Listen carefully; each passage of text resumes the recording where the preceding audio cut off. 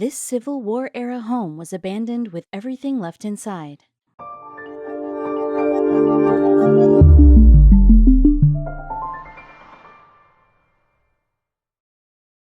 But before we start, please make sure to subscribe to M&R TV and hit the bell so you never miss any upload from us.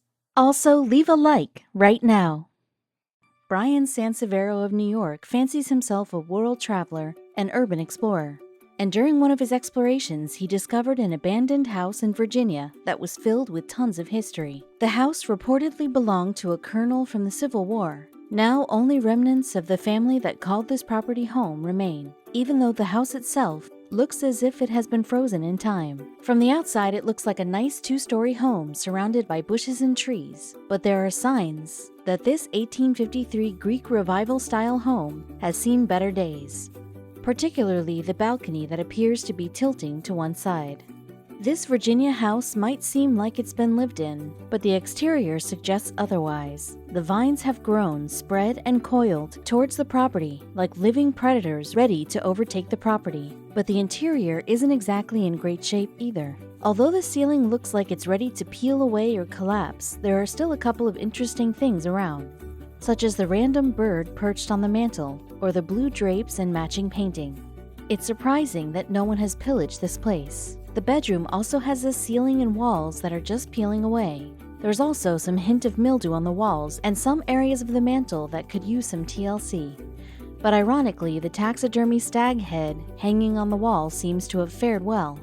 It seems odd that people would leave personal keepsakes behind, especially historical ones, instead of passing them from family member to family member, like this photograph of the 19 members of a World War II battalion hanging on the wall. There are lots of interesting furniture items around that people would pay lots of money for, like the Victorian armoire in the bedroom, or even that old-style TV which isn't likely to work after all this time. But this begs the question, why did the owner's descendants go away in the first place? There, among all the ruins, you'll find military artifacts that undoubtedly held historical and personal significance for their original owners. Now they're just lying around amongst antique bureaus and dusty floors full of debris that fell from the ceiling. This is no ordinary dresser. It's a marble-topped East Lake washstand and dresser. Back in the day, a washstand consisted of a small table that held a wash basin and water pitcher so people could wash their hands and faces. This was, of course, before modern plumbing came into the picture. It's rare to find a mirror embedded in the back of a chair, but lo and behold, there's a tall mirror chair in the foyer. It looks like a throne, which might indicate the value that the person who originally lived here placed on himself. A lack of living people present makes this place a little eerie. But long ago, this was the master bedroom. There's even a portrait of the colonel who called this place home. But now the ceiling overhead has water damage and the wallpaper is peeling. The Victorian vanity dressing table with built-in mirror is quite elegant. There's also plenty of space for makeup and jewelry, presumably for the lady of the manor. But in lieu of these items, the only things littering the tables are books, envelopes, and pieces of paper. The colonel or his descendants left a huge part of their lives in this house, and then went away. And while there's nothing to explain what caused such an abrupt move, there are signs of who these people were, like various papers and pamphlets across this writing desk. Although most of the house's interior is in a state of disarray, the grand entrance hall staircase still looks intact for the most part and makes a stylish first impression. Sadly, the stack of chairs at the end of the hall really takes away from the staircase. Among the various furniture, Sansivero found remnants of the past on top of furniture like these old photographs and postcards on this table.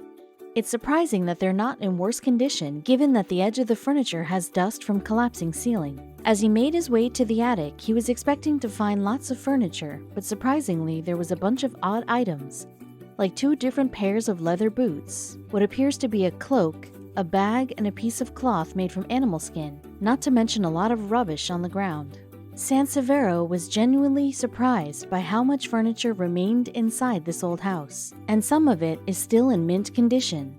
The kitchen, for example, has a table full of different pots, and the stove has kettles, as if someone was making morning coffee before something forced them to leave. In the midst of decaying walls and cupboards with partially broken windows, there's a piece of technology that was obviously installed after the Colonel's time. We're talking about the vintage rotary phone that still hangs on the kitchen wall. These days, the only area of the house that has a medicine cabinet is the bathroom. But in this house, the medicine cabinet was located in the kitchen. The cabinet appears to have survived. There are also a couple of medicine bottles inside with labels that undoubtedly tell their own tales. The number of items in the crumbling dining room are like a treasure trove full of free antiques that surprisingly no one has bothered to loot. But it's also a little sad to imagine that someone allowed this formerly beautiful room to rot away slowly. This bedroom dresser appears to be in decent shape despite the fact that the surface is full of flowers, petals, and pieces of ceiling that came crashing down. Surprisingly, the mirror is intact, and those old light switches from the old knob and tube wiring in the wall reminds us just how old this house is.